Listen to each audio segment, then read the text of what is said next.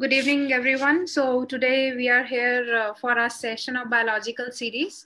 Today's topic is on asana by Hatha Yoga Pradipika by our speaker, Mrs. Sheetal Gupta. Presently, she is a PhD scholar from SVIASA, Bangalore. She did her master in yoga and mass communication. She has done certificate courses in yoga, asana, pranayam, and meditation. She did naturopathy and yoga diploma from All India Nature Cure Federation. She did diploma in public relations from Bharatiya Vidya Bhavan, Delhi. Along with Mrs. Sheetal, we have a very special guest as a commentator for today's presentation, Dr. Kashinath G. Metri. Dr. Kashinath is a BMS MD PhD in yoga. He is an Ayurveda physician and yoga therapy consultant. He is a lifestyle consultant and presently working as an assistant professor in the Central University of Rajasthan. Dr. Kashinath has designed several yoga modules for chronic disorders such as Parkinson's disease, spondylitis, asthma, hypertension, and heart disease. He has more than 45 publications in international peer-reviewed journal in the field of Ayurveda and yoga. He guided more than 100 research scholars in their master's thesis. So with this introduction, I'm pleased to begin our session and request Mrs. Sheetal to kindly upload your presentation. Thank you. Yes, ma'am.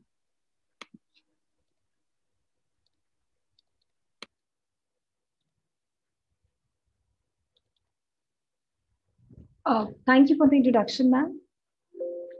Good evening, everyone. So today's topic is asana by Hatha Yoga Pradipika. What is asana? Asana is a Sanskrit word which is from the root word called as asi, which means to be. What does to be mean? Which is basically a posture or a sitting or a standing posture. It is also a position of asana, as we call it as in our Sanskrit language, or in Hindi when we say when there is somebody who's sitting on a position, a chair is also called as asana. Whereas in this particular context of Hatha Yoga Pradipika, we'll be using it in terms of the postures, which can be sitting, standing, or lying down. There are as many number of postures or asanas mentioned in our ancient text as around 84 lakh postures, as there are 84 species which are mentioned in our ancient text. As we say that there are 84 lakhs postures, so which means that it helps us our muscles and joints to become flexible, extended, and rotate in several thousand ways. Whereas in Hatha Yoga Pradipika, there is a mention of 84 asanas, but the description is only about 15 asanas, which is there. Asana is, when we talk about in terms of Hatha Yoga, it does not mean the only the physical flexibility, but it is about the awareness of the awareness on a body part. Wherever we are trying to focus in that particular asana, what kind of awareness we have in that particular part and give a special awareness to that particular part of the body is the objective of the asana. What is Hatha Yoga? Hatha Yoga is a science of body and mind balance. A balance between mind and body is Hatha Yoga, which is a balance between the Ingla and the Pingla Nadi. Ingla and the Ida Nadi. We have a lot of nadis. We have 72,000 nadis in our body.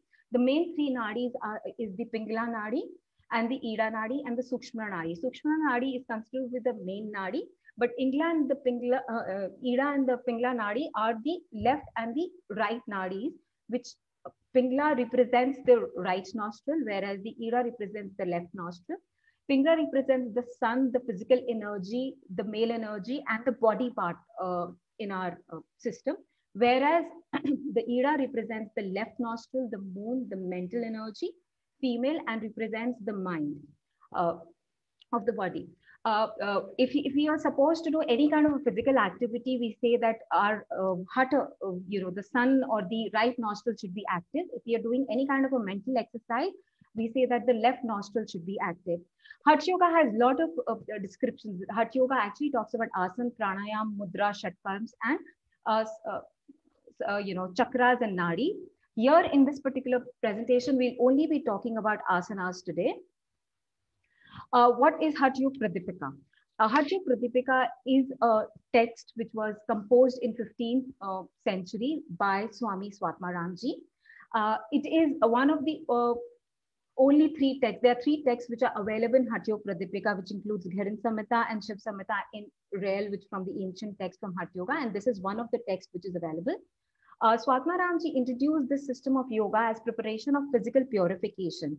It is an amalgamation of a lot of Hatha Yoga books. He has amalgamated a lot of Hatha Yoga books and presented in this Hatha Yoga Pradipika format in the forming, giving light. Pradipika means, falling light on Hatha Yoga. So it talks about how, what is the important parts in Hatha Yoga. We are caught up in emotions. Why do we need to do this? Is like we are caught up in Kama, Krodha, Lobha, Moha, and Matsendra. And Hatha Yoga helps to overcome these obstacles and hindrance for a spiritual development. So the objective of Hatha Yoga Pradipika is to bring balance between the physical and the mental energy by purifying the nadis. Hatha Yoga practice focuses on primarily not on the flexibility, as I told you, but on the awareness of the body parts. In Hatha Yoga Pradipika, what is the importance of asanas? There are a total of 390 verses in Hatha Yoga Pradipika, out of which 40 talk about asanas. Asanas has been given a lot of importance by Swami Swatma Ramji, as it is the first step in Hatha Yoga Pradipika, which is mentioned. The first chapter talks about asanas. All the 40 verses are in the first chapter itself.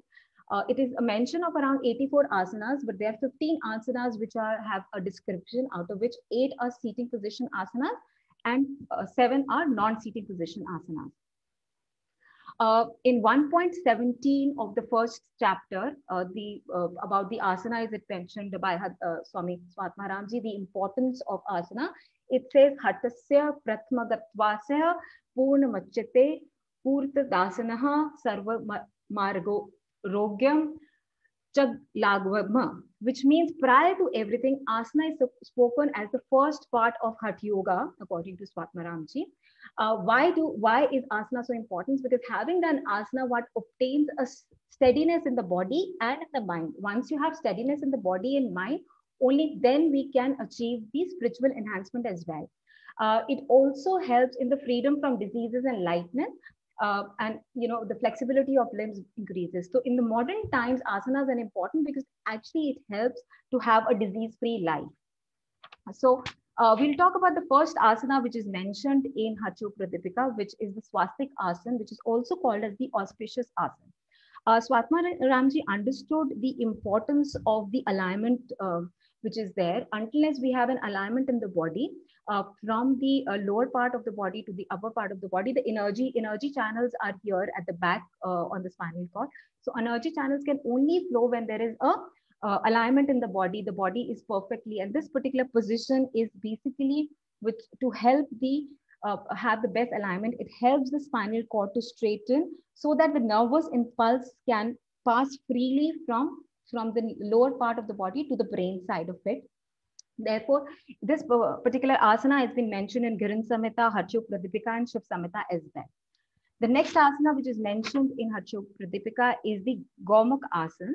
Go means cow and Mukh means face. So it is called as a cow-faced position. Cow-faced position because the final posture looks like the face of the cow, like this. So there are two variations of the asana which is mentioned in Hatha Yoga, especially in Pradipika. One is where the hands are in front, and the other is where the hands are interlocked at the back. Gomukh asana tones the muscle and nervous around the shoulders and the cardiac flex. The nadis in the legs are squeezed, and the nadis connected with the reproductive organs and glands are also influenced, thus regulating the hormone secretion. On a pranic level, Gomukh asana affects the Vajranadi and prevents prana to flow outside, because there is an interlock here or here. So therefore, the pranas cannot go outside in Gomukh asana. Therefore, both physically and for a spiritual enhancement, it is a very important asana. The next is the Veer asana. Veer means hero and asana means posture. So it is the hero posture which we are talking about. It is named after Lord Hanumana, the Mahavir, who's also called as Mahavir. Veerasana stabilize the energy flow to the reproductive organs, enhances control of the sexual energy. It increases willpower and strength of the body. As Lord Hanuman is known for his willpower and strength, and this asana actually helps to increase our willpower and strength. Therefore, it is named after him. The next asana is the Kurum asana, which is also called as the tortoise pose. It is also has two different variations in this asana. Because the final position, you look like a tortoise, therefore it is called as the Kurum asana. This is the position where when the legs are outside of the tortoise, he looks like this. And when the legs are inside, he looks like this. So both the positions are there. This asana extremely helps those who have slip disc. So people who have slip disc are recommended to do this asana because it helps the slip disc. It also helps in stimulating the kidney and the digestive tract. Because your spinal cord is up, the flow of the blood flow of the direction goes up to the spine, back, neck, and the head muscles. So therefore, it is important when you have to have a flow, when you want to relax yourself, you can actually do this asana. The next asana is Kukut asana, which is also called as the crockered asana, crockered pose, because the final position in this asana is like a crockle. In this position is useful for the according to the awakening of the Kundalini for the spiritual enhancement. It also strengthens the arms and the shoulders, because generally we are standing on our leg or feet, but in this asana, the whole body weight is on our arms and especially on the wrist. So it actually strengthens the muscle of arms and the whole of the arms, shoulders, wrist, everything. Normally, and it energizes the blood flow in a different direction as well. The next asana is Uttan Kurum asana, which is the stretching tortoise pose, which is mentioned, which is also, it is a very relaxing, it is also, it can be done in a sitting position or it can be done in the lying down position like this. It actually is a relaxing position, and it's helpful for people with nervous disorders can practice this asana. People who are really get angry can also practice this asana because it calms down the whole system and calms down the person as it regulates the adrenal gland, and it stimulates the digestive system and the appetite as well. It is good for appetite as well. The next asana is the Dhanur asana or the bow pose. It can be done in 3 different variations, which is the Saral Dhanurasana, the normal Dhanurasana, and the Purna Dhanurasana. It is important for the stimulation of the solar plex. It regulates the digestive system, reproductive organs, and massages the liver and the pancreas.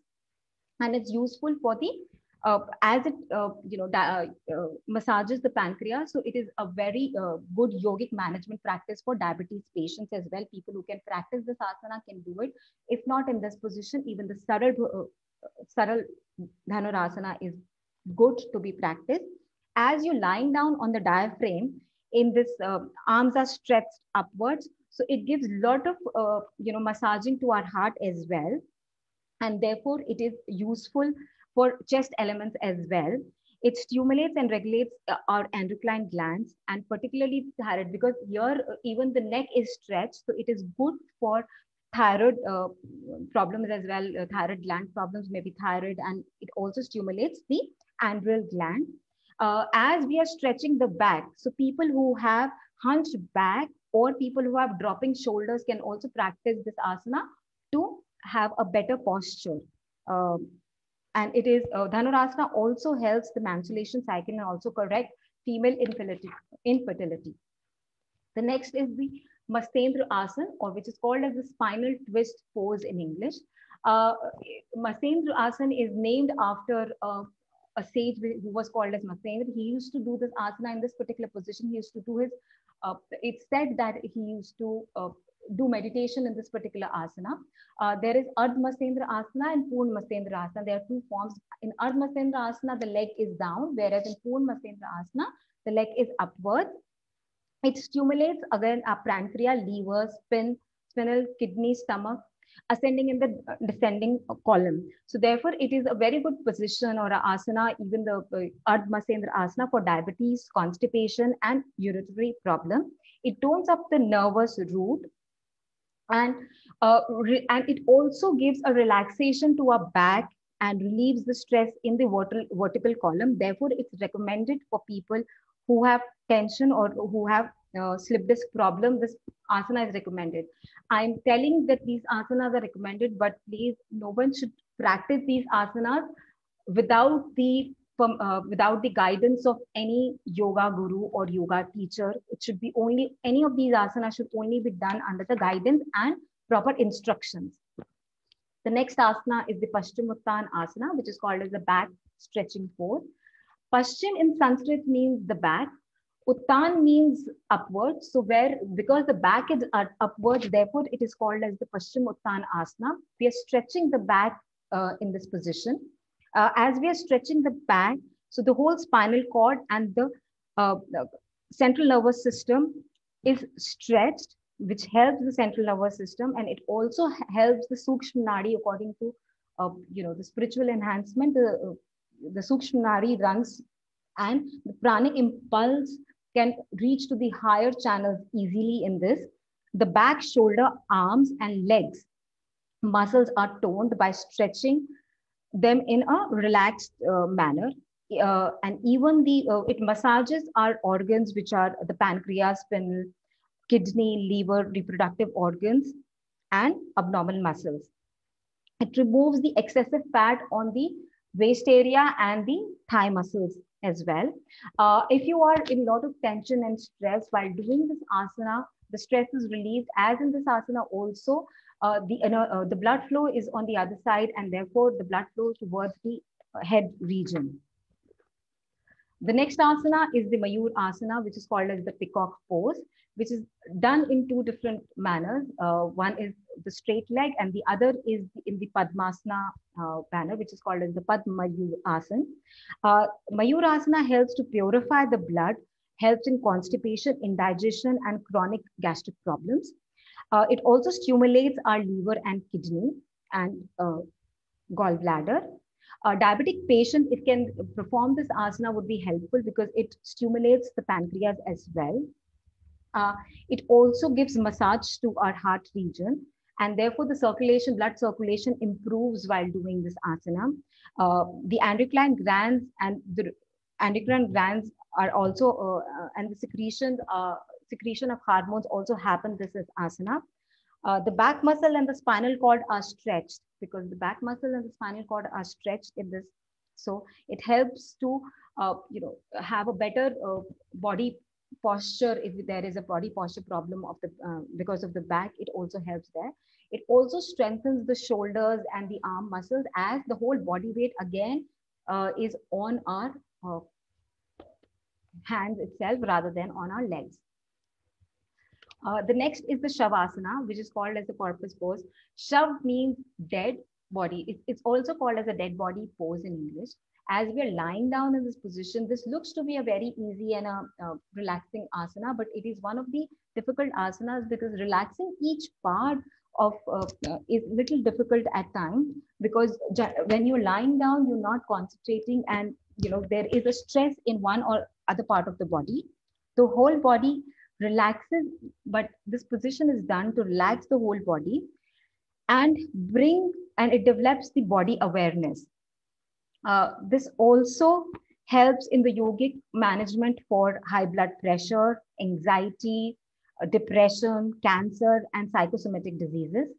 This asana is beneficial in terms of when we talk about yogic or spiritual enhancement. It helps in development of dhyana and dharana. The next asana is the Siddhasana. Swatmaramji has divided, out of the 15 asanas, he's talked about 4 important asanas which could be done for the meditative purposes. And out of those 4 asanas, this is the first asana in the series, which is called as the Siddhasana, which is done for, it is a meditative posture only. And by men, it is called as the Siddhasana, whereas when women do, it is called as the Siddhayoni Asana, because the pressure points in both of them differ. And it is basically a meditative posture. It helps, but people who have low blood pressure problem can practice this asana, because it helps to raise the blood pressure and also helps in maintaining the inner body temperature. It is said that we have 72,000 nadis in our body, and this particular asana helps to purify all the 72,000 nadis in our body. The next is the Padmasana, which is also called as the lotus pose, which is normal lotus pose is in this position, and there can be a Bandh Padmasana where we are holding our feet from the back side. Padmasana destroys all kind of diseases. It brings about change in the metabolic structure and brain pattern, and it helps central balance the whole system. Like the Siddhasana, it also stimulates our gallbladder, spleen, kidney, and liver. It is essential. This is a very essential asana for a good health. If you want to maintain a good health, we should really do this asana on a regular basis.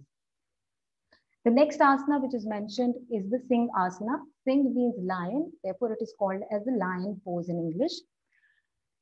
This also is done in two different manners. We can do it. One with the closed eyes, one with the open eyes. With the closed eyes, we are sitting in the normal position, and the closed eyes, we are sitting in the Vajrasana position. It is a good asana for elements which are related to throat, mouth, nose, and ears. And it is actually helpful toning of the throat and eradicating of stammering. People who have stammering problems practice this asana because this would help them remove their stammering problem. This also is good for people who want to look for voice modulation or who are into singing should practice this asana. People who are introvert can also practice this asana because it helps to become extrovert. And this should be done outside in front of the rising sun, then it would be more beneficial. The last of the series is the Bhadra Asana, which is called as the gracious pose as well. This again is done in three different forms. One is this when you're sitting in Vajrasana and stretching your legs both sides. One when you're sitting in front and closing them.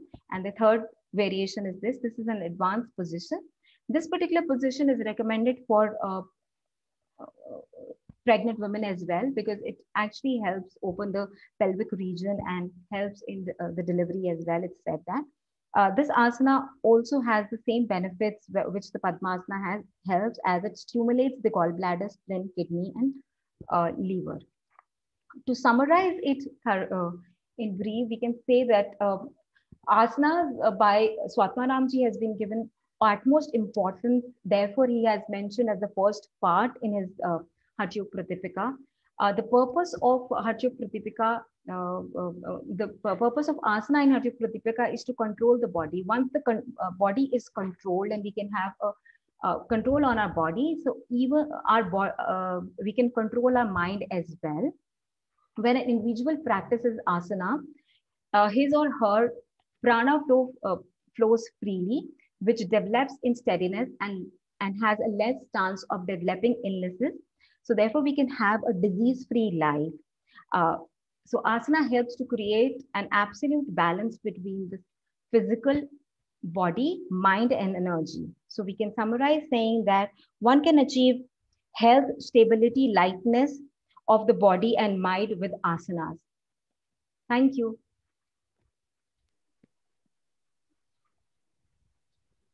Can you share your slide, Sheetal? Yeah, sure.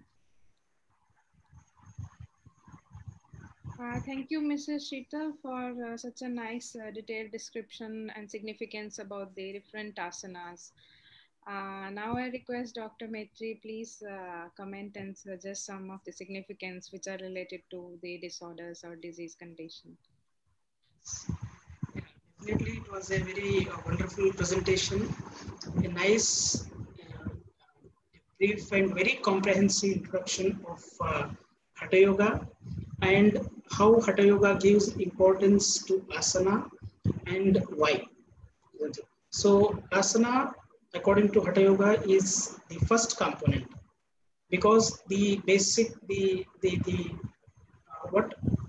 concept of Hatha Yoga is the any yoga text. The main objective is to mastery over the mind, and Hatha Yoga says that the chale vate chale chittam nishchalam cha nischale bhavet. So that means the moment in the mind is possible when there is a moment in the prana, the vital energy. And one of the way to handle this vital energy is asana. So Mrs. Sheetal has very nicely demonstrated that how the asana has benefits and how this asana modify the Ida and Pingala nadis and helps to balance the prana, and that helps to balance the chakras. Okay, and once the nadis get balanced, get stabilized, then it will be very easy to stabilize our mind, which is the ultimate aim of yoga. So in addition to that, she has also demonstrated all the various asanas, almost all asanas she has shown, like Kurmasana, Dhanurasana, Mayurasana, and she has also added the health benefiting effects of all these asanas. So comprehensively, it was a very wonderful presentation. And so anyone who witnessed this presentation will have at least the 20% of knowledge of Hatha Yoga and Asana, I would say. And Hatha Yoga says the asana it comes from the word asi. Asi means to be in our place or to be in our own nature. So from the contemporary psychology, there is something called authentic self. So we live, some people live the false self. So there is something called authentic self, which is your own nature. So what asanas does, what pranayama does, what the whole yoga stream does, it helps you to come to your own authentic self. So asana, also the very definition of the term asana says that it will help you to bring you to your own authentic self. And there are various researches been going on, and what all those says is if somebody practices yoga, so which includes asana also, so that helps them to be in their own body, that helps to be in the present moment. So that is our true nature. So apart from that, she has also explained that how the asana helps to balance the nadis, Ida, Pingala, Sushumna. So we have three kinds of nadis which we can correlate with the autonomic nervous system. So we have a nervous system functioning which elevates the metabolism and the cardiovascular functions.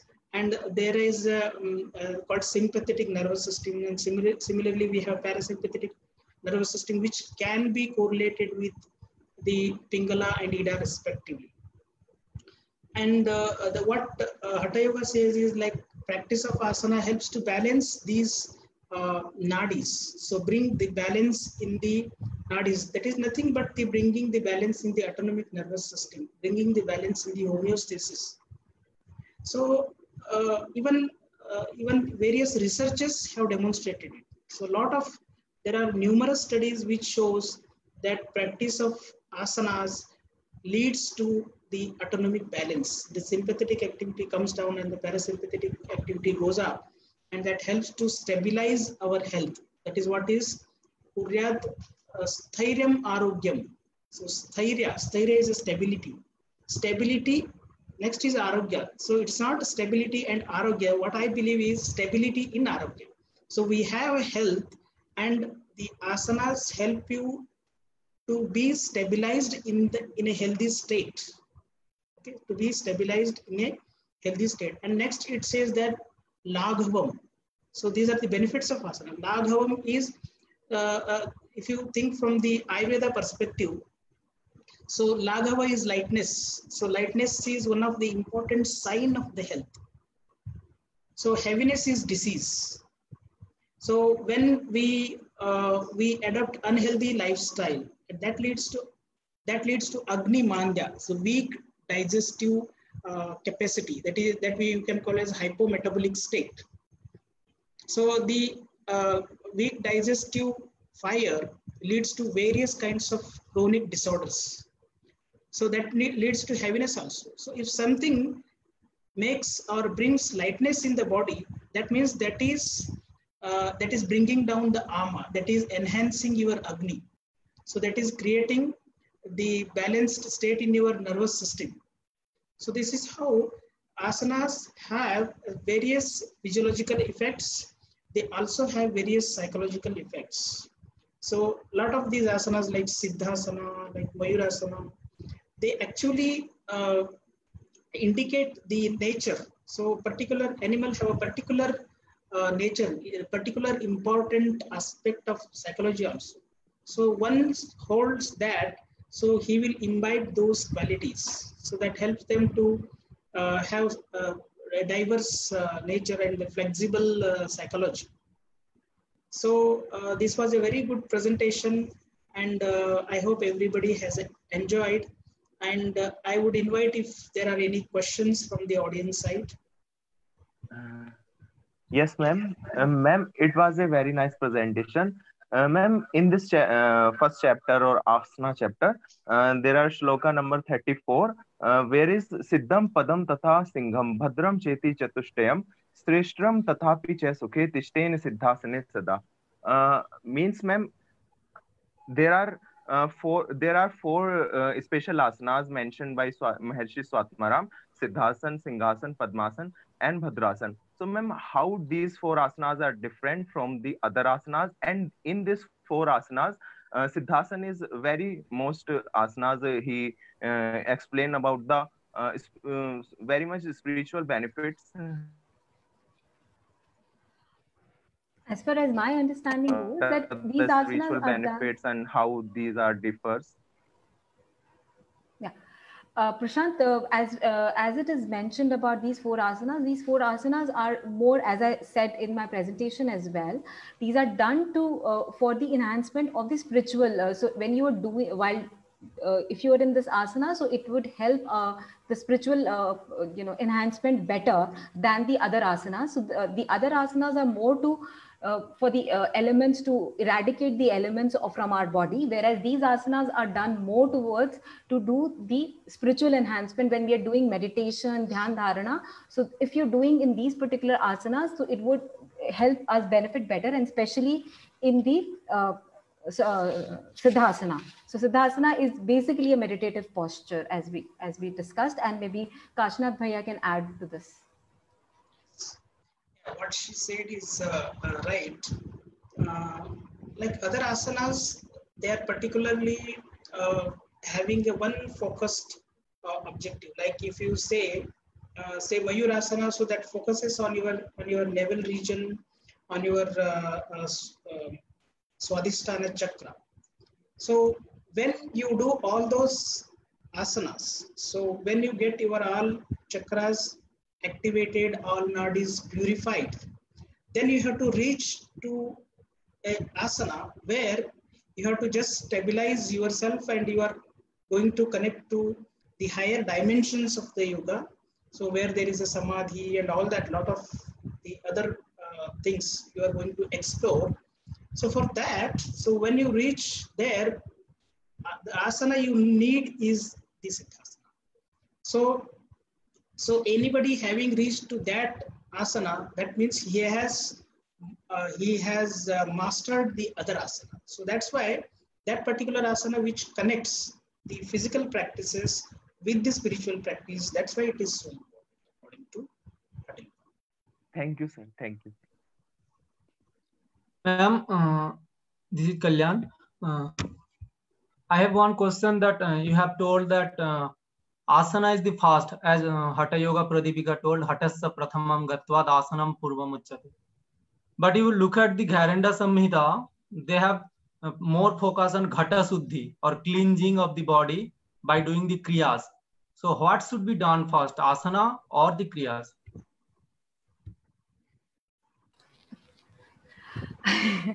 Okay, it depends upon person to person. There can be people who can who wants to maybe do kriyas first and then come to asanas, because if your digestive system is bad and otherwise, and therefore you can't even sit in an asana, so therefore then you should first do the Shat Karmas and then come to asanas. But there are people who think that they can start with asanas first and then do the Ghat Shuddhi, as mentioned in Hatha Yoga Pradipika.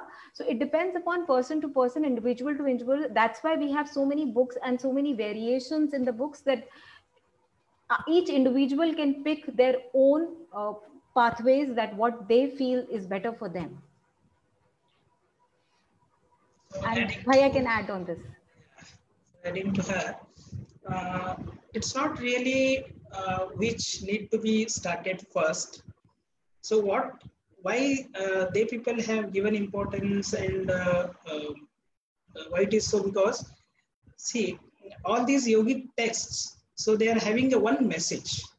So when you look from, so what they want to say is everything is important. Okay, so asana is also important, the kriyas are also important. So not necessary. That is why they have taken first. See, for example, Hatha Yoga has the first anga of their system is asana. So first anga of the Gheranda Samhita is kriya. So that means they have given importance to that particular aspect. It is not that you should start from asana, then you do this. You can do simultaneously, but only from their perspective. That is so important, because the objective of the Gheranda Samhita, the objective of the Hatha Yoga, the objective of the Patanjali Yoga Sutra, they are different. For example, even today also, you will find the objective of yoga academician is different. The objective of yoga, the objective of physician who is studying yoga is different. Isn't it? So similarly, those people were also having a different objectives. That's why they gave importance to particular aspect of the yoga. But when somebody practices, I believe strongly that we should practice all together. So you cannot just start with kriyas and you can ignore asanas, you can ignore yama niyamas. No, that's not. So why they have not talked about the other aspect? Because they believe that the other co-worker, so they all were co-workers of yoga, isn't it? So Gheranda Samhita thought that in Hatha Yoga Pradipika, this has been already dealt so extensively. So let me focus on kriyas. So they focused on kriyas. So similarly, Patanjali focused on the meditative part. So like that. So they were contemporary sister sciences or sister texts. So one has talked about one thing and the other will talk about other thing. So as a learner, we should take everything and we should practice everything simultaneously. Thank you, sir. Thank you, ma'am. So we have one question from Facebook.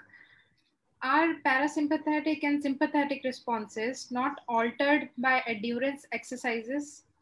How is an asana different from aerobic exercise, which is also done in rhythm with breathe? Okay, exercise and the autonomic nervous system. Yes. Can you repeat the question? Yeah, are parasympathetic and sympathetic responses not altered by endurance exercise? How is an asana different from aerobic exercise, which is also done in rhythm with breathe? So one of the major difference between the asana and exercise is done like repeated movement of or repeated practice of same stretches. But in asana, it is a stretch and maintenance.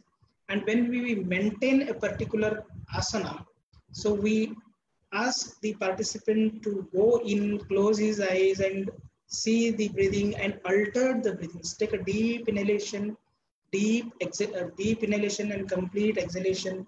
So in addition to that, we also ask the person to focus on different sensations, the stretch in the muscles, the contraction in particular part of the body.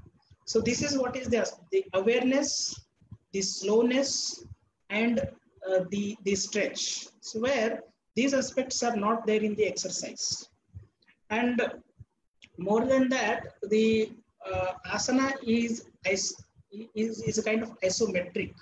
So where the exercise is isotonic. So these are the major differences in the asana. Yes, yes, even the exercise also alters the autonomic nervous system. So when we do exercise, the sympathetic activity goes up, And if we follow, if the exercise is followed by the relaxation, then even that will help us to bring the parasympathetic activity into the action, and it brings down the sympathetic activity also. But it is not the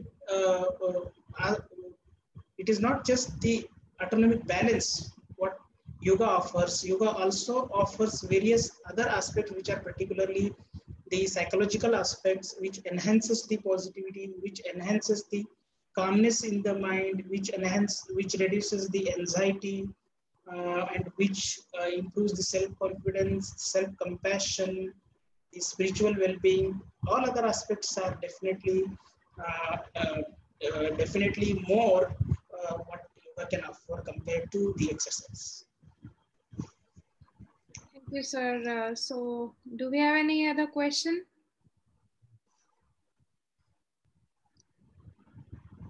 Okay, so thank you, Mrs. Shrita, for a nice and wonderful presentation, and thank you, Dr. Kashinath ji. Thank you very much.